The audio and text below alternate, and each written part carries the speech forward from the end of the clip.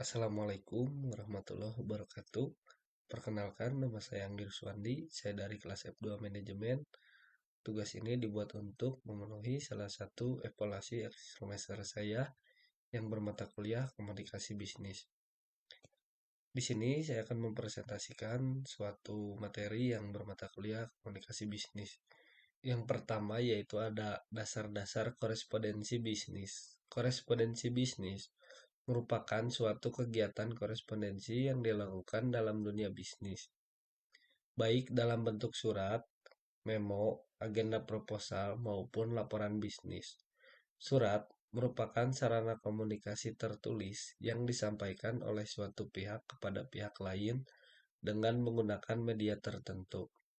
Salah satu hal yang membedakan surat biasa dengan surat bisnis adalah tujuan penulisannya. Korespondensi dalam bisnis memiliki peran penting, yaitu menciptakan surat yang baik, jelas, dan tepat, dan menciptakan kerjasama yang baik. Selanjutnya yaitu ada penulisan surat lamaran kerja. Surat lamaran kerja adalah surat yang digunakan oleh seseorang untuk melamar kerja pada suatu organisasi atau lembaga yang membutuhkan karyawan atau pimpinan pada suatu bidang tertentu. Pada umumnya, melamar kerja, seorang memiliki menulis lamaran kerja yang dilengkapi dengan sebuah resume. Dalam surat lamaran kerja, dijelaskan berbagai kemampuan yang dimiliki oleh pelamar kerja yang cocok atau sesuai dengan posisi jabatan yang ditawarkan, atau sesuai dengan kebutuhan perusahaan. Selanjutnya itu laporan proposal bisnis. Yang pertama laporan umumnya oleh orang yang memiliki kewenangan lebih tinggi. Artinya, laporan tersebut ditunjukkan kepada atasan. Yang kedua, laporan berjalan ke atas dalam struktur organisasi. Artinya, karena laporan memang diminta oleh orang yang memiliki kewenangan lebih tinggi, maka secara struktur laporan itu naik ke atas. Yang ketiga, laporan ditulis secara sistematis, yang berarti dalam penyampaian pesan atau informasi digunakan sistematik tertentu dan diorganisasikan secara logis. Yang keempat, laporan menekankan objektivitas yang berarti karena laporan dimaksudkan untuk membantu pengambilan keputusan dan penyelesaian masalah. Maka dengan sendirinya, laporan tersebut harus secara objektif. Yang kelima yaitu laporan disiapkan untuk khalayak yang terbatas. Artinya, laporan tersebut tidak untuk dibaca setiap orang melainkan hanya mereka yang memiliki kewenangan dalam struktur organisasi atau lembaga bisnis. Secara umum, presentasi bisnis memiliki 4 tujuan pokok, yaitu menginformasikan pesan-pesan bisnis kepada audiens, menghibur audiens, menyentuh emosi audiens, memotivasi audiens untuk bertindak sesuatu. Selanjutnya yaitu ada negosiasi. Dalam setiap proses negosiasi, selalu ada dua belah pihak yang berlawanan atau berbeda sudut pandang. Agar dapat menemukan titik temu atau kesepakatan, kedua belah pihak perlu bernegosiasi. Menurut Hartman, negosiasi dapat berbeda-beda tergantung dari sudut pandang siapa yang terlibat dalam suatu organisasi. Dalam hal ini, ada dua belah pihak yang berkepentingan dalam bernegosiasi, yaitu pembeli dan penjual. Yang selanjutnya yaitu ada rapat bisnis. Rapat merupakan pertemuan atau perkumpulan minimal dua orang atau lebih untuk memutuskan suatu tujuan. Rapat biasanya dihadiri oleh pimpinan dan stafnya.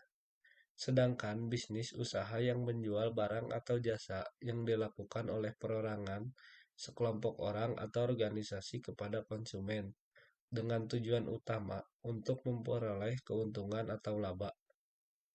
Yang selanjutnya yaitu ada laporan bisnis. Menurut Herta Amurpi dan Herbert, laporan bisnis adalah suatu laporan yang memiliki sifat netral, tidak memihak, memiliki tujuan yang jelas, dan berisi rencana penyajian fakta kepada seorang atau lebih untuk tujuan bisnis tertentu.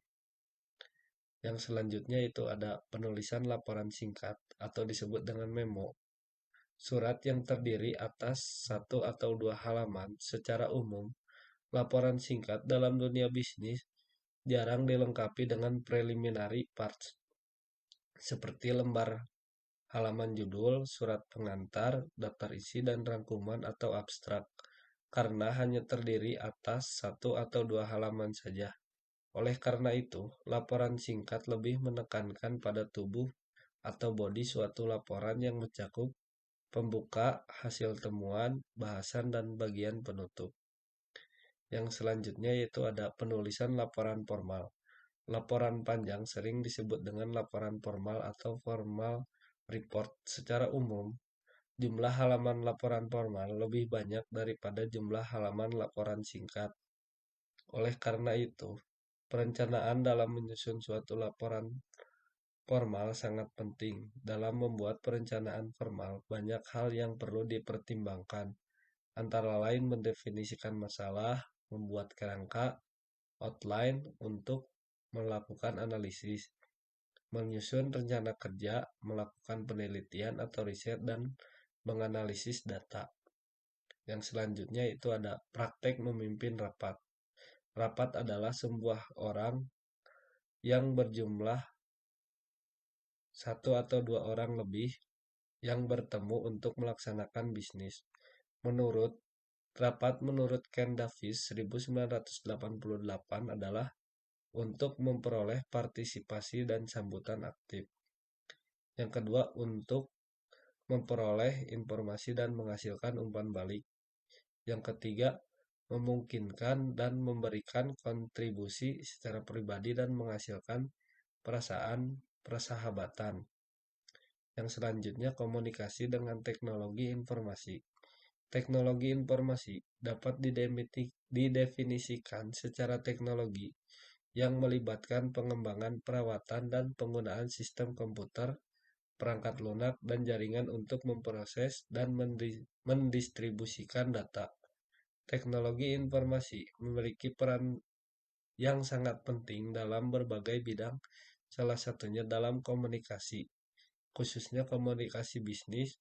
Penggunaan teknologi informasi dalam komunikasi bisnis secara lengkap.